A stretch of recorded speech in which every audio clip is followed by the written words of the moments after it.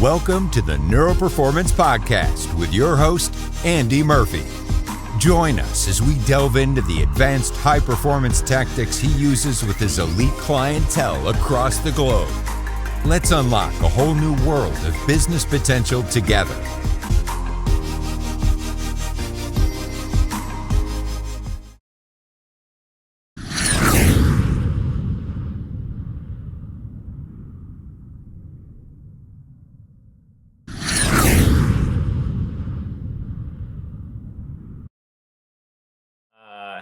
Happy to share. It seems like we think very much like each other and think about the same types of things. I think your evolution of the tools and processes are light years ahead of me because it's not my deliverable to make those so concrete. A lot of the stuff I do is kind of intuitive and just out of selfish productiveness, you know?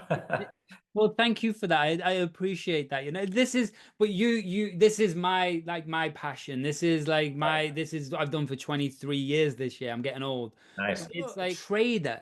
This for someone who's under high pressure. This one for anyone, yeah, fund manager, anyone just in life or a founder like yourself.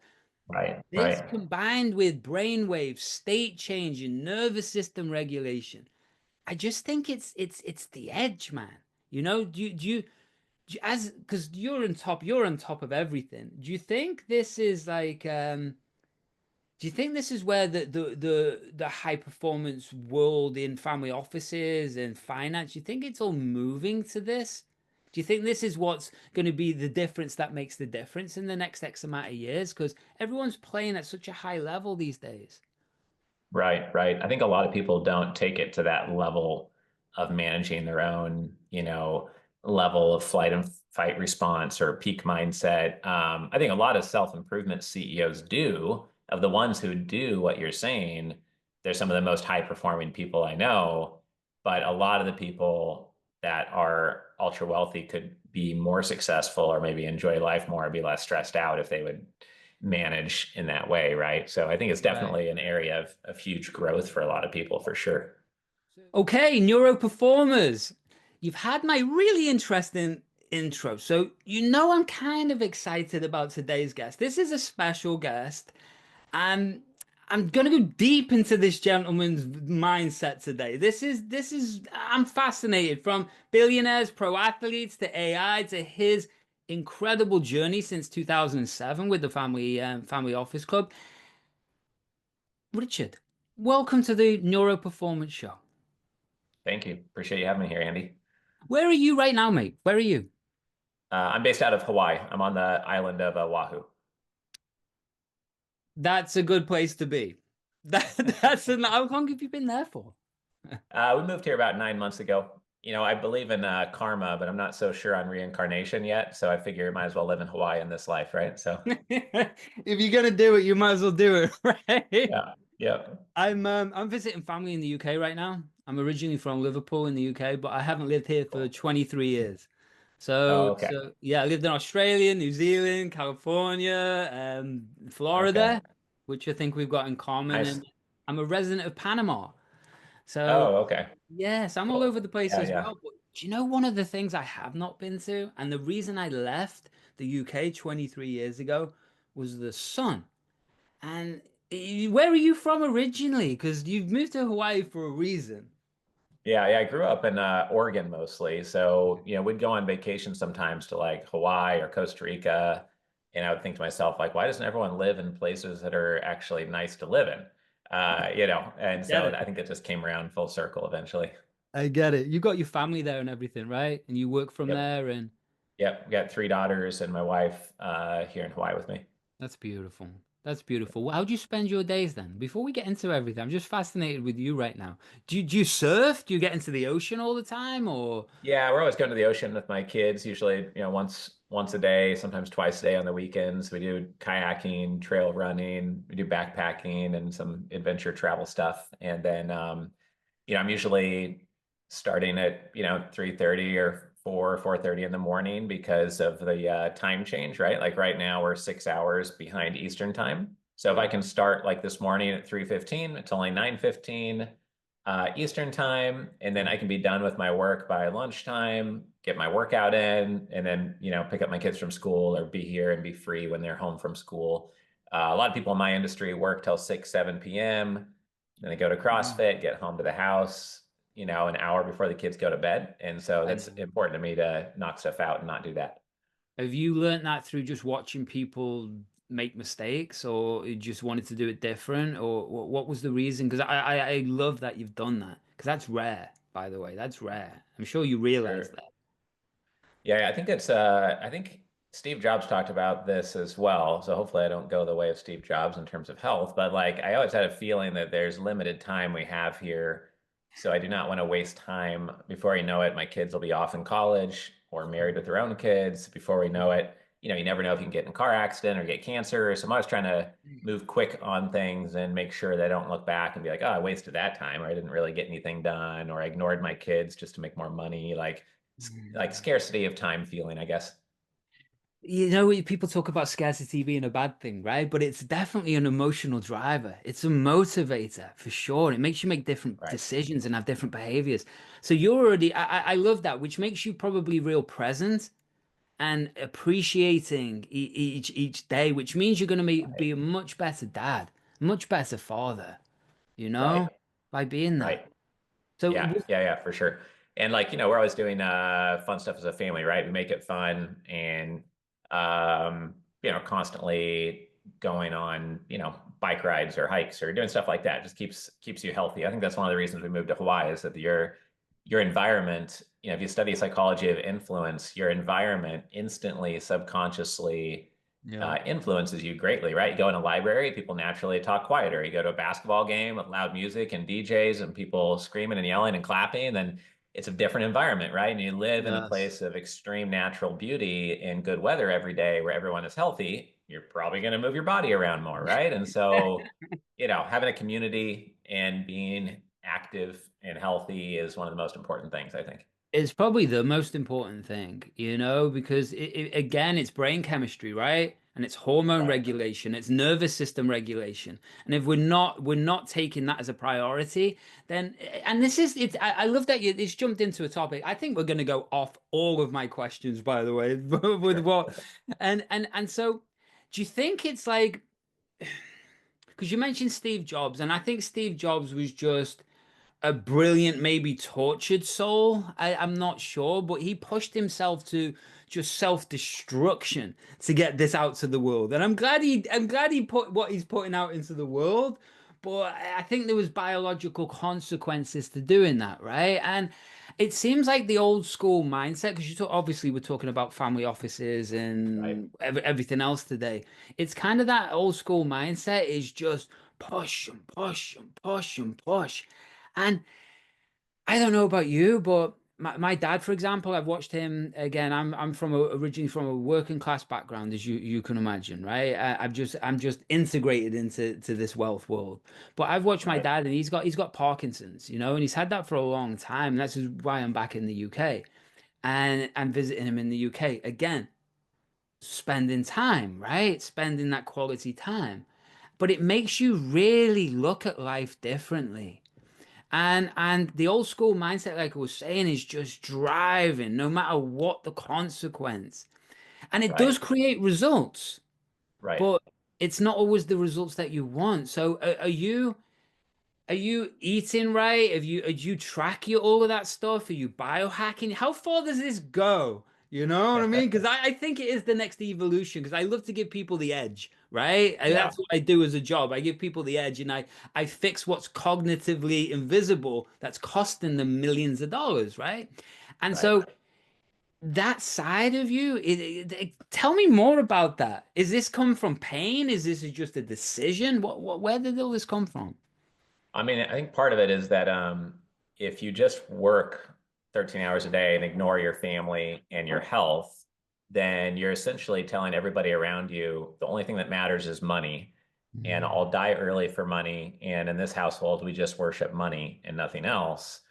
And part of being in Hawaii is explaining to my kids, like, I know you might see like a Lamborghini driving down the street or on YouTube, but understand we could buy 10 Lamborghinis Sure. or we could live a healthy life in Hawaii, right? Like, what's more important to our family, right?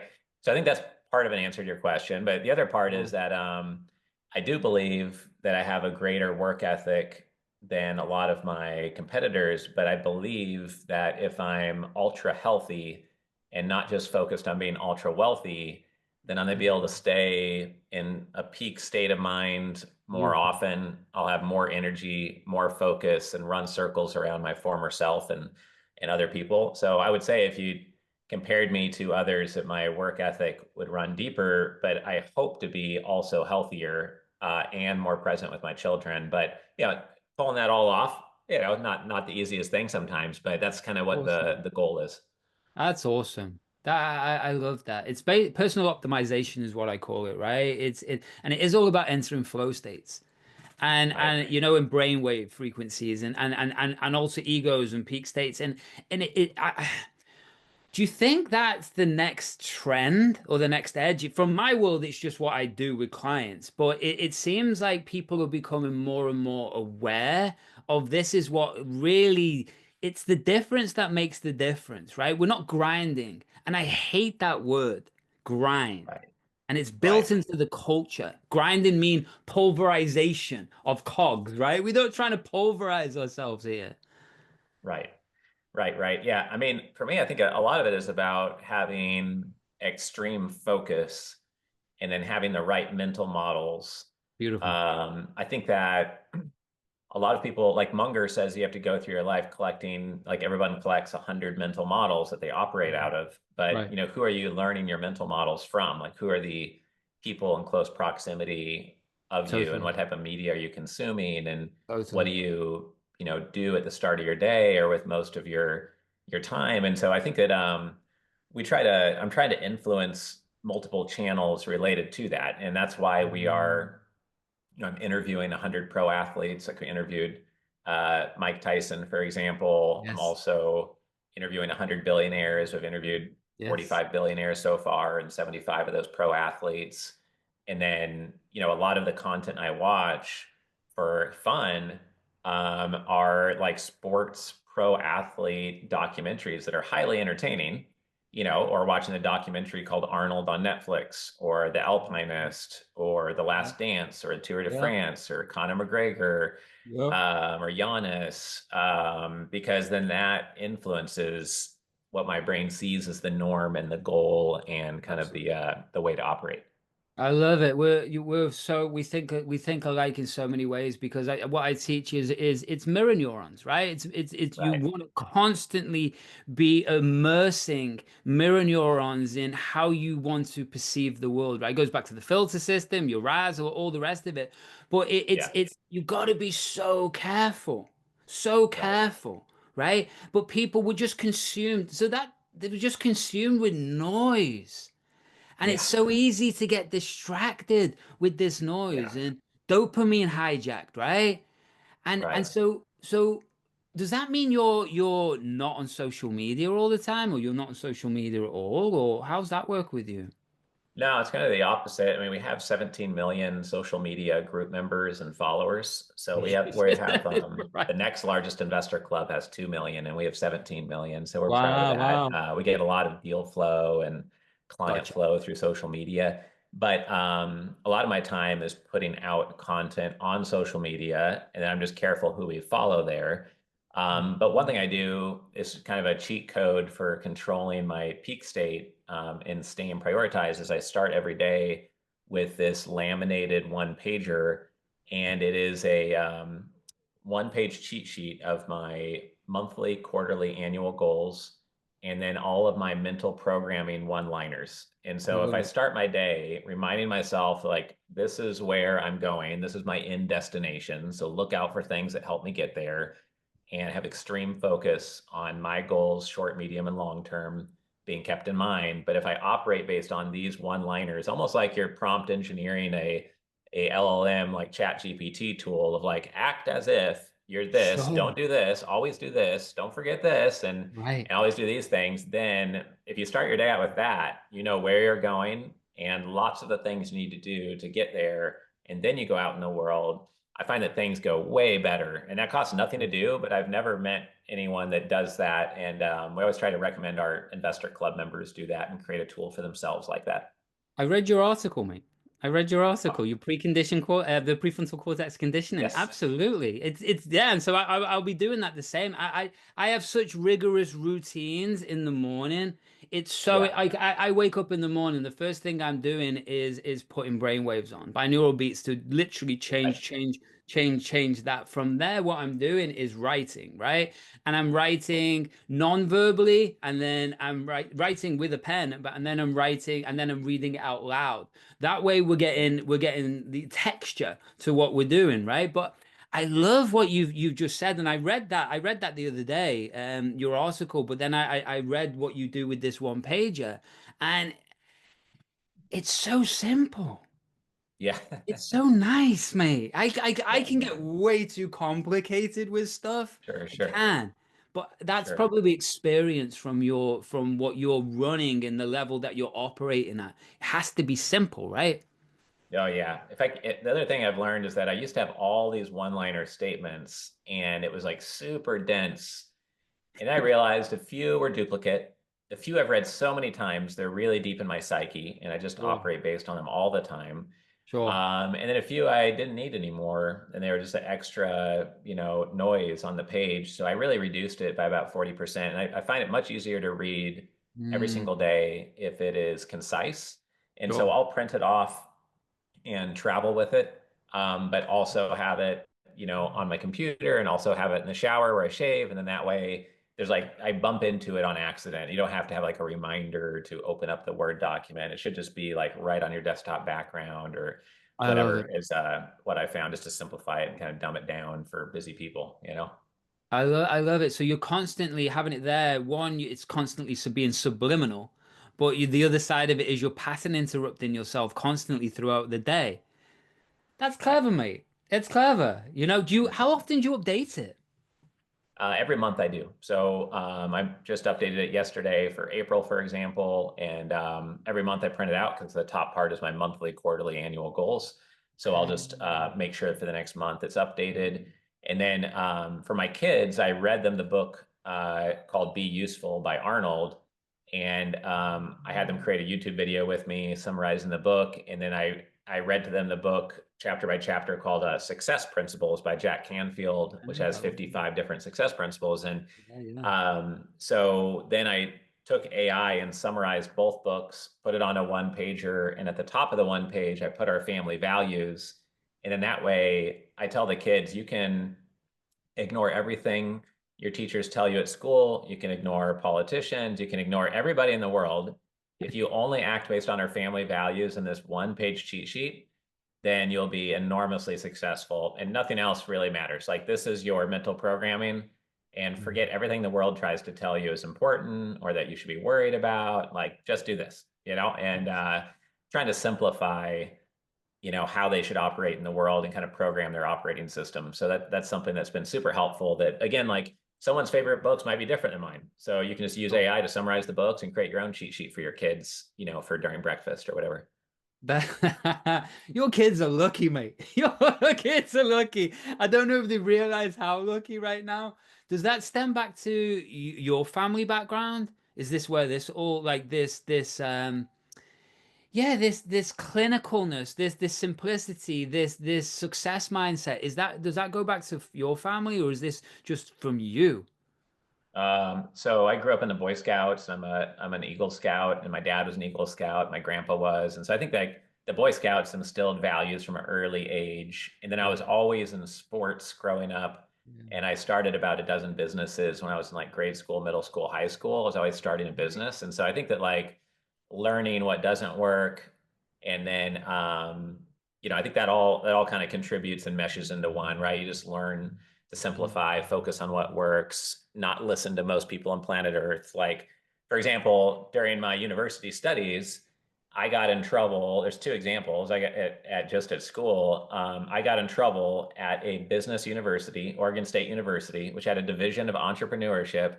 But I got in trouble because I used the computer lab in the business school to try to start a business, and I was caught. And so I got a letter saying my access to resources will be cut off if I'm ever caught trying to start a business on campus again. So their access to my resources as a donor are cut off for life because they didn't want me applying what I was learning. They just wanted me to memorize a bunch of economic terms. And like, that's at a Yeah. business school with an entrepreneurship division. It's like, That's and like they should require every business student try to start a business, fall on their face, and learn how to communicate, sell, position, structure, form an LLC. Like they should require every business student to do that, and their number of donors would go through the roof. But instead, they were punishing kids who actually tried to use stuff. I had other professors who said, Richard, slow down. You don't want to graduate college in 3 years. Take your time being here. And I graduated a year early and made 100,000 a year my first year out of my university, and I made more money than the professors who told me to slow down the year before. So that was my revenge on those people telling me to sit in boring classrooms memorizing garbage, right? I love that. And you're right. It's like it should, yeah. They've got it so backwards, the educational system, right? And they also don't Broken. know about learning modalities. I've got dyslexia, right? So for me, I'm not going to learn the same way as somebody else. And they don't even Right. ask you what you like for a start, what Right. are you really into. No, learn this way. And that's so you Right. rebelled. You just rebelled. You, Yeah, you have to reject the system if you don't want to be average. If you follow the herd, at best, you're going to get really good at being average or slightly worse than average most of the time, right? So I think that that's especially true now with AI changing the world rapidly, and rapidly. it's just super important. Rapidly, which brings me to let's talk about AI for a minute.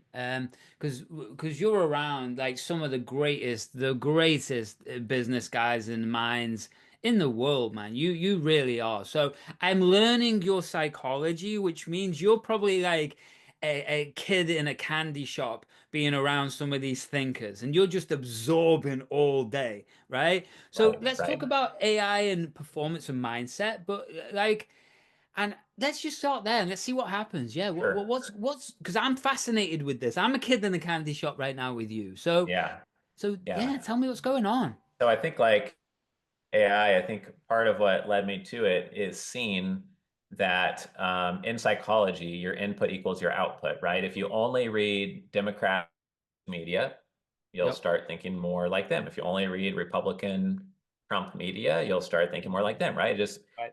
you can't help it. Subconsciously, it'll make you think that way. And so I realized that I was successful because I was interviewing family offices and grew my business from nothing to multiple seven-figure business from talking to and hanging out with family offices. So that worked.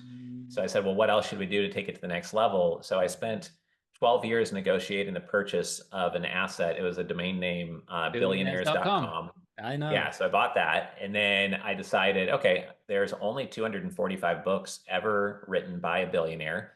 So I'm going to read all of them. I'm about 123 books into the 245. And then I found there's 986 public talks by billionaires that you can find on YouTube or on Google, et cetera. So my team transcribed all 986 talks from billionaires and put them into an AI tool. And now I can ask advice, present challenges, opportunities to the AI tool, and the collective wisdom of several hundred billionaires will give me answers, and it will cite what billionaire gave that advice or what billionaire said that quote. And the reason I'm doing that is that I've tried for 2.5 years and I've only interviewed 45 billionaires so far, which is great, but my goal is yet to 100. Cool. I know that'll go faster once I've read all 245 books, but also it's not practical to sit down with 400 billionaires and have a cup of coffee, but I can get advice based on all their insights that they gave publicly. So it's part of Right. the mental training. Sure. So 245 books, right? That's interesting. Are you seeing, oh, talk about pattern recognition right now with that. Are you seeing like a behavioral pattern recognition through what you've seen? How many books have you read? You said 100 and 123 now. that's pretty good going for a start. But are you seeing a pattern through Yeah. these in the belief system or focus or value hierarchy or Yeah. I'm seeing like Sam Zell said it best. He said he enjoys living life full throttle. Like I he does love things that, full man. on, a lot of energy. to some people would say the extreme, etc. I also see that they're almost all voracious learners. Like Mark Cuban says, it doesn't matter if you have the biggest capital network or the most money. If you focus and you outlearn everyone in your niche, you're probably going to do very well. And Mark Cuban found that out when he worked at a software company.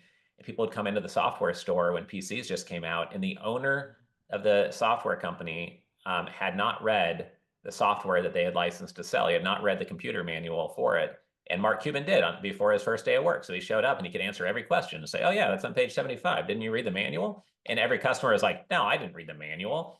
And Mark Cuban still quotes that today. Nobody wants to read the manual. And so if you're willing to do the work and hyper focus on a high value niche and outlearn others while having the work ethic to run circles around others, then I really think you'll be unstoppable. And that's partially why I started studying pro athletes and the best of pro athletes, because they not only made it to the pro leagues, but some of them are the best of the best. Cool. So what type of grit, discipline, work ethic, values got them there? And I really think if you combine the work ethic, discipline, and grit of pro athletes with ideas from centimillionaires, family offices, and billionaires, and read everything in your niche, it's a formula for being pretty unstoppable. Because other people just don't want to do that work, and I'll do any work that's needed to do very well, you know? I love it. I love it, and it's inspiring me. But I also teach a lot about, because I've worked with so many pro athletes over the Sure. years, right? And Yeah. you can't teach motivation. It doesn't matter what fine tuning I do with memories, or like, it doesn't matter what I build in someone's. I can't teach someone to run in the rain, right? If you're a pro athlete, I can't teach someone, like you're saying, to do the necessary but unnecessary, right? What's outside of the box. I can't teach that. But I think I've taught this for like 20 years. I just wish entrepreneurs would understand. It's like an equation I talk about. I talk about the equation of a skill set. You can have the best skill set in the world. That's great. That's great. But if you haven't got the mindset, we'll use the word, but I call it like conscious conditioning, like consciousness conditioning or neuro conditioning. But if you don't have the mastery over that, you've missed a whole part of the equation, right? But for some reason, it's changing, and I'm here to, like, this is why the show's called Neuro-Performance and why I was excited about you. It's like just because you've got a brain doesn't mean you know how to keep it in peak performance, optimize it. You don't know how to train it. But for some reason, because we've got it, everyone thinks that when they hit a threshold, that the way we overcome the threshold or step into blue oceans is by getting another external skill set. And that goes on forever, right? But they've got everything inside of them to fine tune. I mean, do you find this with that again, the pattern recognition with these billionaires? Is it a lot of internal like focus for them, or is it what would you see?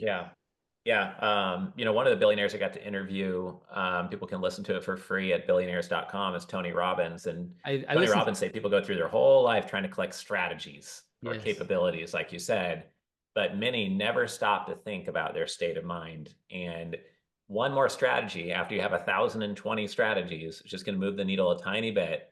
But paying attention to your state of mind and getting into peak more often, recovering. You know, some of the best tennis players in the world, basketball players, et cetera, something bad happens, you know, they have to have, like, Steph Curry was just talking about in a basketball documentary I was watching last night, how they almost lost in the gold medal game against France, and they were down 16 points going to Q4. And his exact words were, at that point, you'd have to have some real positive self-talk to come back. And then he hit some like game-winning shots essentially and put them to sleep with his performance, right? And so the thing that's common is that this ties together the billionaires and the pro athletes 100% with what you do, is that on the billionaire side, they got extreme results, oftentimes through extreme focus, actions, many times good timing based on good judgment, extreme learning usually, et cetera. But none of those actions and learning would have happened without a mindset or mental model first that drove them to take those actions. Obviously, when you think about it, it's super obvious that the mental models drove their extreme, unique actions. On the pro athlete side,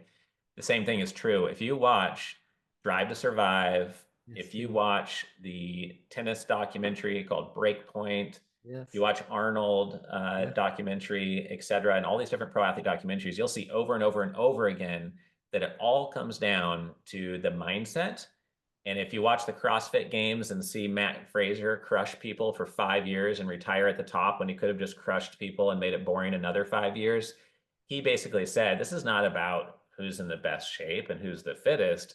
It's getting all of the fittest people and seeing who can push past their known physical abilities and have the mental mindset to go to the next level. So that the mindset, the mental models is everything for both sides, right? I love it. I agree. And I love all of those. And this is the great thing of watching the F1 guys. You know, you see, and that's the thing you've probably seen as well. I've seen it in my own life with all the thousands of people I've worked with. It's like once you hit a level of skill set, what makes the difference? That makes the difference. What gives you that 0.15% edge? What makes you have rapid decision making when under the extreme pressure? It's not another skill set. What's it about is the ability, what I call micro decisions in the moment, right? And again, what we're talking about is prefrontal cortex, right? Decisions. And it's being able to switch off that amygdala. What I talk about is preconditioning, right? So everyone talks about visualization, but really people have no idea what visualization is. There's 64 components of a memory, right? And each one of those things, actually, if we go in there, does shapes a different response. But it's like when you look at fighter pilots, for example, who it's probably nobody under the most amount of life or death pressure who have to make those decisions than fighter pilots. But what they show is there's so many videos now of them literally mentally rehearsing every single thing, even like the hand position. So they got the kinesthetic going, right? And literally in there, visuals deep, like they're zoomed in, seeing it through their own eyes. And in those moments, and again, I'm just fascinated with this, as you can probably tell. It's that self, go back into that self-talk, right? But under the extreme pressure, people don't realize the language that we're using is connected to an emotion and a focus. So if we're directing our language in that moment, then we're going to change our focus, which changes our behavior or our decision, you know? So from your experience, because you must have, there's two things I want to talk to you about. I want to talk to you about instinct, intuition, and I want to talk to you about how you handle the pressure, because you must have to build what you've built. It's like it's amazing, mate. It's amazing. Like if you're not proud, you should be. But it's like, is there what am I trying to say here? Is there an instinct that or an intuition that you've developed over time to recognize the right investment or the right business opportunity or to be around the right people? Is there an instinct that you've developed, or is it pure logic and strategy? Yeah, I think it's definitely a instinct. There's a Harvard Business Review article that said, should you trust your gut? And the conclusion of the article, after considering many scientific sources and interviews, et cetera, was, well, it depends what your gut is made out of, right? So, if you're a 16-year-old trying to go into a new field, should you trust your gut? Maybe not, right? So I think that over time, all of our subconscious, reasoning and judgments get probably more and more accurate. But that's also why I try to read that one pager every day, is that, I want to, it says right on there near the top, peak mental state. It also says, I never take meetings I do not want to go to. I only work on exciting projects. I take my vitamin N daily, which is saying no. Simplicity is right near the top. I say outwork, outfun, and outlearn every other investor club in the world. Except cancel mediocrity, cut losers, focus on winners, demand excellence, etc. And that mental programming reinforces some of the things I know that when I don't listen to it, things don't go so well. Like recently I was asked to partner with two people. One of the people I didn't know very well, and he was going to be a major equity partner in a deal. And so I just had to deliver the uncomfortable news that I'm okay being partner with the other person, but I just don't know this other person. And he had Oh, said two or three things that just seemed slightly off. And so I just said like, hey, either I'm not part of this or I'm only partnering with this one person. And turns out the other person agreed with me who was in the partnership, and we had the other person exit the partnership, and we just have a two-person partnership that's more simple, sleep at night. So most people's stress and worry usually come from 1 or 2 or 5% of the volume of things in front of them. And I think you have to have the interesting. abundance mindset of just cutting out the stress and toxicity from your environment, or it's just going to dirty the water of your whole existence. So I think that's really key. But definitely there's pressure anytime you have, dozens of employees and people Mm. relying upon you and millions of dollars in payroll and Oh, other things. There's pressure, but we have almost no debt across our real estate, very low debt, 20% debt wow. to equity, et cetera, and just not high leverage people. And that helps with pressure, I think. I think, do you think just people over leverage themselves? Do you think people just chase the shiny object or take the bad? I don't know. I mean, what do you think? Is it just the stress is caused from overloading, right? Yeah, I mean, there's all reasons why there could be stress, but I think that lots of Oh, times it's integrity, but not like just moral integrity, but it's like alignment integrity, like love it. integrating each part of your life. Like if you're with Mm, the wrong spouse, or you have the wrong business partner, or you have the wrong employees, or the wrong joint venture partner, or your mm, product is not aligned with what your clients are asking for, that's all things that are breaking the integrity of your life. And the more that everything is aligned, the more that things go easier, faster, smoother. And whenever there's struggle or stress, then or pressure, it's something is out of a line. And I like how Bezos says many times when he feels stress, it's because there's a situation he needs to address and he just hasn't taken action on it yet. And you yes. just need to turn that stress into a project. And then, once Mm. you've addressed it, most of that stress, 80% of it goes away because you just needed to address that issue that you recently gained 20 pounds, or that employee needs to be fired and it's an uncomfortable conversation, or Right. So it gets back to this key word, right? Truth. What's the right, truth? What's the right, truth? And it's so and it's so easy to get distracted with what the truth is, because as I say, as business grows, and that's part of what I do with clients. It's just like what gets let's get rid of the noise. You know right, what we where are we truly moving this next project? What is it you truly want this outcome? Let's reverse engineer the steps logically, sure, but let's develop that version of you, what I call an 8 or 10 figure thinker, right? That's my courses. I got the Genius Trader course too, and it's about developing that state, right? That version, because that version sees the world very differently to this old version, right? Your beliefs, your right, attitude, your language, your values, what your focus is. It's very different here to who you were before. But right, again, I think I personally believe in what I from what I teach and stuff. It's like the brain works like a muscle, obviously, right? Neuroplasticity, but it's a case of we often people hit that threshold, but and we get a glimpse of who we really are in our fullest. But that right, muscle, we're not used to it. That big, thick, strong. It's not big, thick, strong. So when we get triggered, right, by life, business, whatever, we revert what I call a snapback effect. So there's that rubber band. We snap back into those old default settings inside of this old confined box, right. right? And we get stuck. And then it's like we step outside again. We get an amygdala, a fight or flight response, and it goes, this Yep, pattern, right? So yep. I love the simplicity of what you're talking about. Just get to the truth, right? And be honest. Right, right. Yeah, for sure. I think that like one key for my success has been I'm okay working very hard because I know I'm focused on something that is valuable enough to put tons of hard work into it.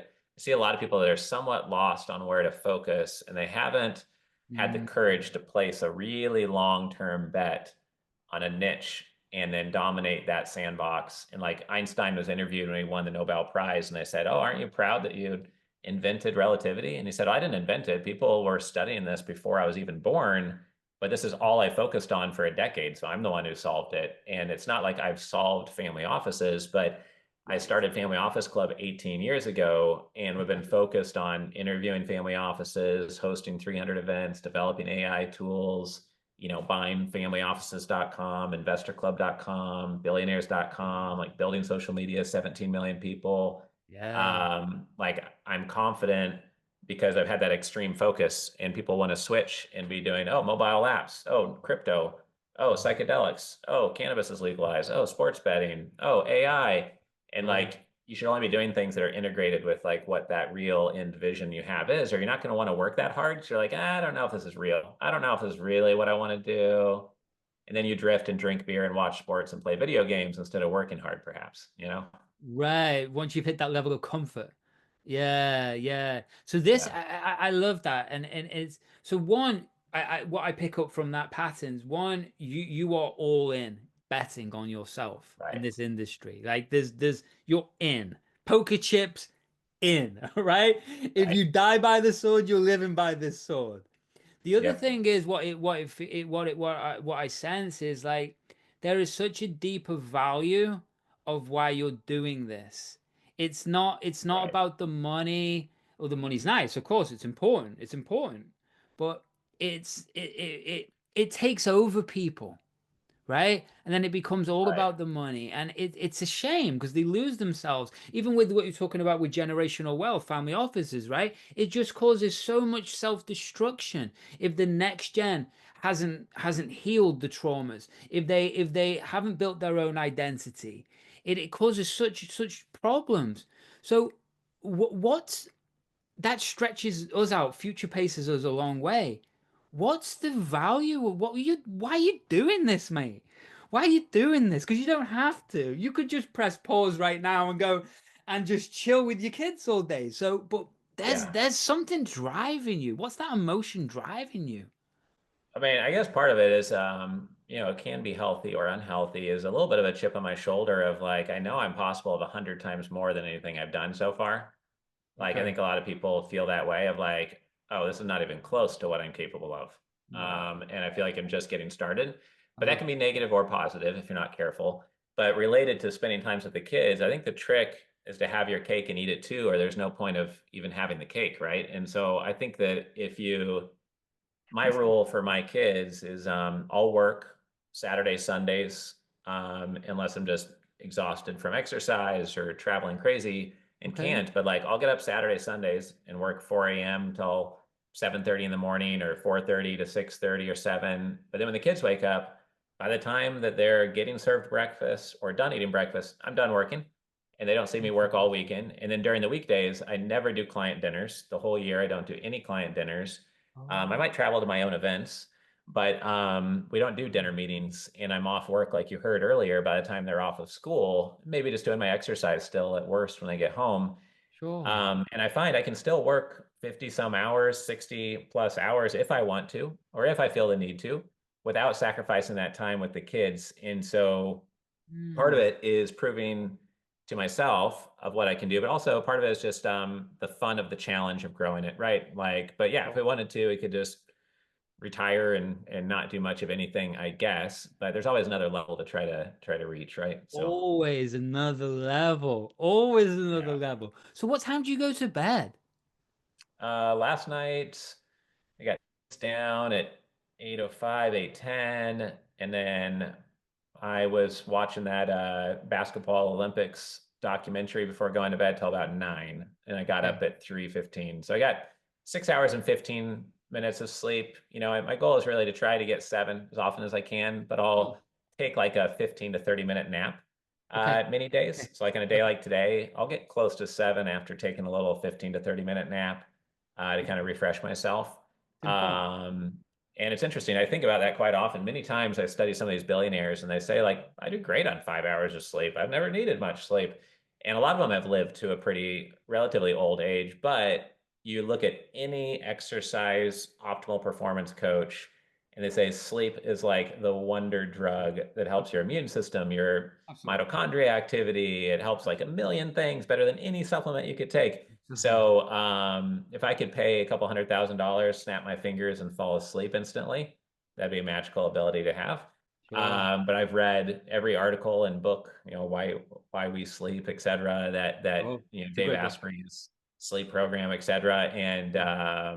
overactive mind is a common thing entrepreneurs deal with. I think just, mind always going type thing. So I've Always. just learned to try to keep that in a box as I can and apply that to, falling asleep to a pro athlete documentary or something versus something else, right? So I love it. Yeah, I go to sleep listening to audiobooks, very specific audiobooks, you know. It's yeah, important because I want to constantly be engaging 24 hours a day, right? 24 hours a day, we're embedding. yeah, We're embedding. And I think yeah, people we're not getting any conscious resistance when we're sleeping. It's going in, you know what I mean? And I love you watch these documentaries because I do exactly. I've seen them all, like what you're talking about, and sure. it's important. It's better than I don't know. It's like people. I was getting my hair cut the other day. Yeah. I need more hair, but it was getting cut. But but but and the hairdresser is talking about all of these Netflix shows. If you watch this one, I'm like, no, don't even what Yeah. never heard of it. What's this? What's that? And then I'm like, she's telling me about it. I'm going, I don't even want to watch what that is. That just sounds Right. like that's not good for you. That's not good for you. You know? Yeah. Do you know about because we're talking about like I was talking about like nervous system regulation and we're talking about mirror neurons and do you play with heart coherence or the heart brain? Okay, if you No, don't, because I'll haven't talk got to into you that. about that. And also, have you played with neurofeedback? Yeah, I've done some things related to that. I've also done like this Muse headset Yeah, yeah, that yeah. like has birds chirping when you've got like the beta waves going or whatever it is. Yes, And yes. was able to eventually get into a spot where like you kind of recognize your brain is in a very relaxed, kind of flatline state. Sure. If there's one thing I'm not amazing at in life, it's, relaxing or recognizing that I'm successful. But that's part of the reason why I lived in Hawaii and married my wife is that she's kind of an antidote for that. She's relaxed. Everyone here is laid back. You want to be outside all the time, That's always awesome. playing with the kids. So I kind of self-medicate in those ways. But, I think like many hard driving founders, relaxing is not like high on their skill list. No, it's not. It's not for sure, right? It's hard to switch Yeah. off, which is Yeah. important. I teach that state changing, right? Morning state you switch on, work to home, and also nighttime. I believe those are like different neurology sets or hats that we put Right. on. I think that's important. The reason I was talking about one, heart coherence, and also two, neurofeedback. It's like what we're doing with neurofeedback, and I've got a professional home grade device, but I partner with also a good friend of mine who's done every neurofeedback um, protocol in the world and maxed them all, and then developed his own systems and takes private groups, and that's what I partner with him with. But it's just like how I asked him, well, what's the purpose of neurofeedback? Because he's so Right. optimized. And he gives it, well, imagine if you were going to, you had a business idea or you were going towards something, but you literally didn't have any mental or resistance to it at all. And it was just, do you think that would speed up time, Andy? Yes. Right. So that's how we regulate nervous systems. And also heart coherence is something I think you'd absolutely love. It's my Okay. kind of one of it's part of the protocols I teach, but it's kind of like the hack for anybody because I work with people who are scaling, sure, but also have dipped off performance. I'm known as the fixer. I can go in and Right. fix anybody really, really quick. And one of the ways we do that is because when someone's off the game slightly and they can't get back into that flow, the challenge becomes that then they focus on not being on their game. that neurology builds, the filter Yeah. adjusts, and then you get stuck, right? And then you Yeah. become nervous system, like, sympathetic dominant, right? So suddenly Sure. you're in this, and we can't switch back Yeah. on. I switch people back on. And one of the little tricks we do is heart coherence. So let me explain this really fast. Tony Robbins talks about this a lot, actually. Hmm. We actually have what they've discovered. We have 40,000 neurons actually in our heart. It has its own neurotransmitters, chemicals. And what the way I teach it is because when we're in that fight or flight response or the amygdala response, it's like we can't think clear, right? So everything becomes reactive. So what they used to think was we had one-way directional communication. So the brain communicated with the rest of the body. What they know now is that's not true. When we level off the frequency of the heart, and this can be through emotions, even sounds cheesy as hell, but love, right? What this does is the heart levels off and it communicates with the brain or the amygdala that we are safe. So what that does then is we become more instinctual. Again, we saw when we get in the patterns of reactivity and all the rest of it, and we can't switch back on. So heart coherence is my little hack, meaning that what they discovered is they used to think that the brain, and through neuroscience, had one directional communication to the rest of the body, it controlled. Right. Obviously, they know that's not true now, right? So Right. what they discovered with the heart, it actually has 40,000 neurons, just like the brain. It has neurotransmitters, Sure. neurochemicals, all the rest of it. When we're Huh. in an amygdala response and we're very reactive, we can't think clear. Everything's like this, and we just Yeah. can't step into that flow, right? But Right. when we level off the heart in coherence, this is what this means. This is simply, sounds so cheesy, but the Sure. words love and things like that, actually, what that does is it communicates with the brain or the amygdala that we are safe. What that Right. does is it switches off that response. And what Yeah. and this is how, like, and what that does is we become more instinctual. We become more faster decision making. So this Hmm. for a trader, this for someone who's under high pressure, this one Right. for anyone, yeah, fund manager, anyone just in life, or a founder like yourself. Right. This Right. combined with brainwave, state change, and nervous system regulation, I just think it's the edge, man. As because you're on top of everything. Do you think this is like do you think this is where the high performance world in family offices and finance, do you think it's all moving to this? Do you think this is what's going to be the difference that makes the difference in the next X amount of years? Because everyone's playing at such a high level these days. Right, right. I think a lot of people don't take it to that level of managing their own, level of flight and fight response or peak mindset. I think a lot of self-improvement CEOs do. Of the ones who do what you're saying, they're some of the most high-performing people I know. But a lot of the people that are ultra wealthy could be more successful or maybe enjoy life more or be less stressed out if they would manage in that way, right? So I think it's Right. definitely an area of huge growth for a lot of people for sure. So that leads me to a beautiful question, Richard. AI. How does this, like, because we spoke about how you're going to use AI, or you use AI, which is I'm all over what your protocols were of just like summarizing and getting all of these thousands of hours and putting it into one place, which is a skill Right. for AI.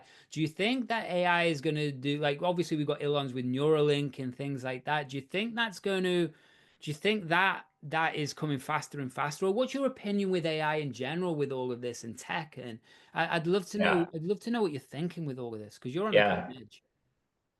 Happy to. Yeah. So we did a AI mastermind in two different cities earlier this year, and we spent a lot of time preparing for that. And then we spent a couple hundred hours developing our own AI tools. And Okay. we've found different applications for our industry, such as, we've trained an AI tool based on 150 different due diligence white papers and checklists and best practices. And then you can upload a pitch deck or something that someone sends you. and say, hey, identify red flags. What's missing? What should I ask for? What's off from industry benchmarks? And it will instantly, in 20 seconds, spit out all of these questions you should ask, red flags, valuations that are off, et cetera. So that's one really practical, case use study of it. But I think one of the big benefits of it is that you can be more thorough, more effective, communicate more clearly, and then you need to be decisive as a CEO. So when things are coming at you quickly and it's an important decision, I used to ask my employees, and I sometimes still will, or ask a business friend, but now I can ask the collective wisdom of the billionaires or use this other tool called Investor Advantage that has 1,500 investors that have spoken on stage at our events. I can ask off of that and refine my thinking very quickly and get some fact checking very quickly. Wow. I used to ask my executive assistant, do some research on this and let me know what you find. Now I put it into Grok and I say deep research, and it does the equivalent of like a full day of work and looks at 75 websites and summarizes the findings and gives me a takeaway. And I can have all that running. And during those 30 seconds, I am asking my one friend or business partner their advice still. So doing all that at once, quickly, fluidly, every day, I think is a huge advantage over where we were a year ago in terms of like Mm. decisiveness, which is really critical for velocity. And like Kevin Harrington is a shark in the first 2 seasons of Shark Tank, and he Okay, created okay. As Seen on TV, and he created the infomercial. And he says that high velocity entrepreneurs are the ones who make it and really get to the other side. And so that's something we try to always keep top of mind. That's a beautiful term, right? Because it says it all. That's high velocity. That says Yeah. it all, right? So so so does the, so is the that's amazing, by the way, you're using that tool, and I'm fascinated that you're using Grok, right? Yeah. I'm a bit worried only because it's like I've spent hundreds and hundreds of hours with ChatGPT. It kind of my best mate. It kind of knows me, and I'm like, how do I move over to this thing? And then I've got to retrain it, the language model. How did you Well, make that shift or? yeah. So I use GPT, custom GPTs, and Grok the most. I was using Premium Perplexity, Premium Claude, Right. et cetera, a couple other platforms as well. But I found that GPT and Grok were the best. I thought GPT was by far the best until Grok 3.0 came out. And now I just love the logic it shows and the deep research and the capabilities. And I trust the truth-seeking nature of it versus the political correctness nature of OpenAI. I also don't trust the ethics of a company that started as a nonprofit and then became very for-profit without rectifying that publicly, right? They need to come out with some public way of making that kosher and probably giving Elon major equity if it turned out to be a for-profit company, and treat someone, with integrity that way. So but I use both. I think they're both amazing. And I like to, for critical issues, both of them do deep research. And then the Mm, best answer from both, I'll say, here's the title for my webinar next Friday.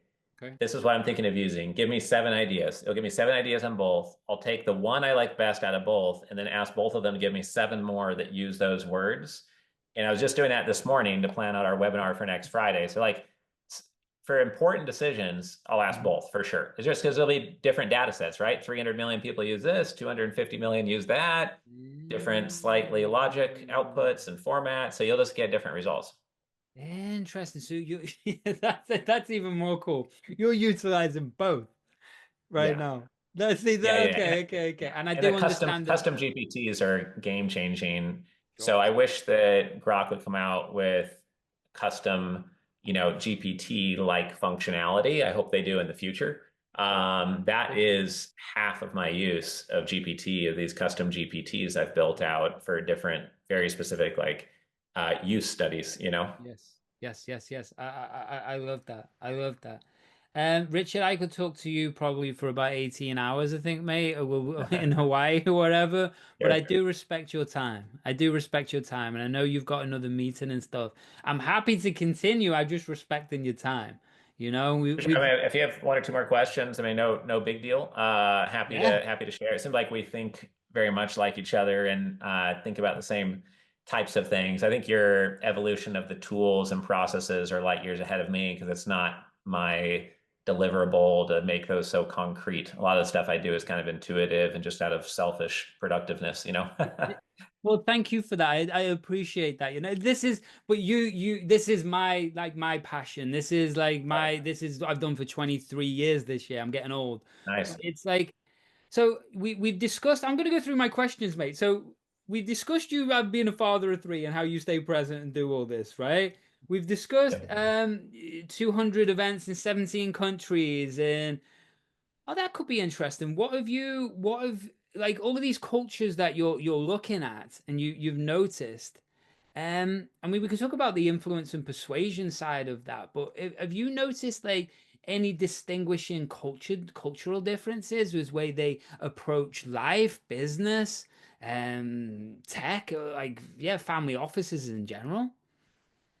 I think the biggest thing I've noticed is not so much different countries, but different communities that I've lived in. So, I grew up in Oregon and, we had some friends that live right down the street from us that luckily, were kids that lived on the same street, had some sense of community there. But then Nice. when I moved to the island of Key Biscayne, just outside Miami, it's only 12,000 people that live there. And it was a really tight community. And you'd walk to the coffee shop and see a friend on the bike, and see a friend inside a Starbucks, et cetera. And so it's a really tight community. And then when we moved to Scottsdale, Arizona for 5 years after that, Wow. none of the neighbors talked to each other. We knew like two of our neighbors, and our community came from the school, but almost no one from the hyper local community because everyone got in their cars and drove everywhere. Yeah, And so yeah, that yeah, led yeah. us, it's just unnatural, I think. And so we just think that going to, we do notice when we go to Singapore, there's a lot of excitement, and in Asia, there's a lot of excitement about the future, et cetera. And it feels very ambitious and exciting about what's to come, more so than when we're in America a lot of the time. But the biggest thing traveling around and living in different places is just that sense of community where you live, and then how it just influences your daily activities. And Yeah. so being in a place that really, I think humans are made to move around and be in a community. It just helps you automatically be emotionally and physically healthy. Yes. And if you only care about financial health, then you live in New York City in a cement jungle. And maybe some people love living there, right? I mean, like that's good for them, But at least there you walk around and meet your neighbors as well, I guess, right? If it's New York City, right? So I think Yeah. that's my main point. Okay, it's about getting oxytocin, right? Through bonding Right, around people. Yeah, and having right, conversation and just being a human in real life. We are from right. tribes. You know what I mean? We are from tribes. Yeah, We're supposed to I love that. So I suppose there's something we're talking about family offices, hence that's your world. But let's talk about next gen. What do you see? sure. Like, do you see like from my world? Like, I was in London, catching up with two of my friends who are one goes back 1,000 years in generational wealth, right? The other guy is Right, like I think he's fourth, fifth generation. Do you sure. see like what do you see with this next generation that's coming through? Do you see? Yeah, I'm not even going to go into it. What do you see like when you look Sure. at them? Yeah, I mean, lots of times I get approached by the wealth creator who's trying to mentor their son or daughter to take over. Sometimes it's the young son or daughter in their 30s or 40s, and they are already in charge of some things and their responsibilities. And that's the most common scenario. It's less often we work with those families that are fourth, fifth, and seventh generation because they're usually just diversifying their wealth to the extreme and trusting big wealth advisors, and they're usually not very entrepreneurial. It's true. Um, Next gen seem much more interested in impact investments. Lots of times, people that created the wealth are investing shrewdly into the industry they know best or into hard assets. And, Okay. there's a lot of these reports that go around, white papers and like right, right. There's a lot of these reports going around on next gen and family offices. Like this morning, I saw one from UBS and it said, "This is what family offices invest in." And they interviewed 250 family offices. Well, the family offices that reply to a UBS report are probably clients of UBS, or for some reason, really like UBS. So they probably trust UBS with their money to go into UBS public market investments and investment funds that UBS charges them fees on.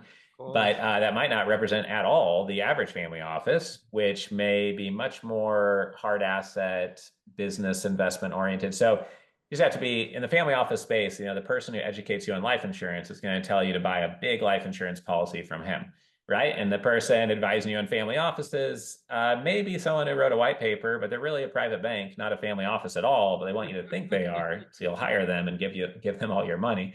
So there's nothing against UBS, but it's just you just have to be careful on like who you learn things from in the family office space. I love it. I love it. Yes, because most people are in it for themselves. Right. Or like most people, it's like pretty thinly veiled sales pitch to buy something from them. The ideal is that someone is providing genuine insight directly from the source. Like if we interviewed someone who just sold their fintech company for $100 million, yes, our goal might be to impress you with our family office club centimillionaire interviews. And that is a sales pitch, I guess, a commercial angle.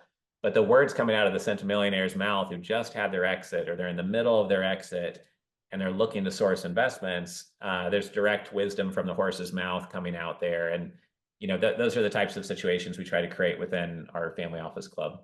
Yeah, I love it, and I love it, and you've got lots of great groups on LinkedIn for even besides actually familyoffices.com, right? And what was interesting, Richard, is I obviously I got message for you to come on the show. I went on LinkedIn and we were already friends and connected. Oh wow! Yeah, I'm like, that's awesome. Okay, that's great. Makes it easier, right? I mean, that's I'll say hello on LinkedIn to you. So familyoffices.com. That's the thing about a marketing funnel. Yeah, exactly. And billionaires.com, right? Which I've started going through those interviews. Some are written, some are on YouTube, some are just on that website, and they're fascinating. I was in London because I got stuck in London for hours yesterday, and I was just going through interview. Cool. They're really, really good, by the way. And your events look amazing. I've never been, but I'd love to. Cool. I'd love to attend. Yeah, happy to have you. I mean, since you had me here on your podcast, if you want to come to an event as our guest, we're happy to have you come check us out and get to know us a little bit. Since your audience is getting to know me a little bit, it'd be great. Thank you. I really appreciate that. Is there any final words of wisdom that come to mind that you want to leave the world with? I mean, I think that just if you're in an industry and everyone does things a certain way, or someone tells you, oh, that's not how things are done, you have to do it this other way, or that's not practical, or that's not realistic, this is the way everything is done. You should instantly question and potentially reject what they're saying, because you need to be taking some actions that are extremely different and that other people laugh at you, tell you you're dumb or don't know what you're doing. Otherwise, you're just going to be average and mediocre.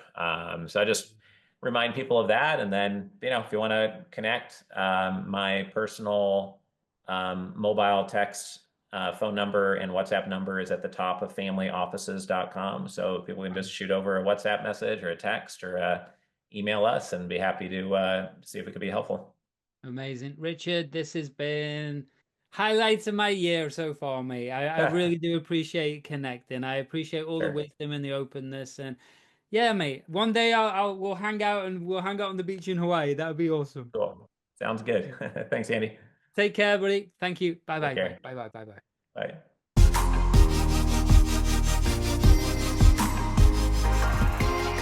That's all for this episode of the Neuro-Performance Podcast.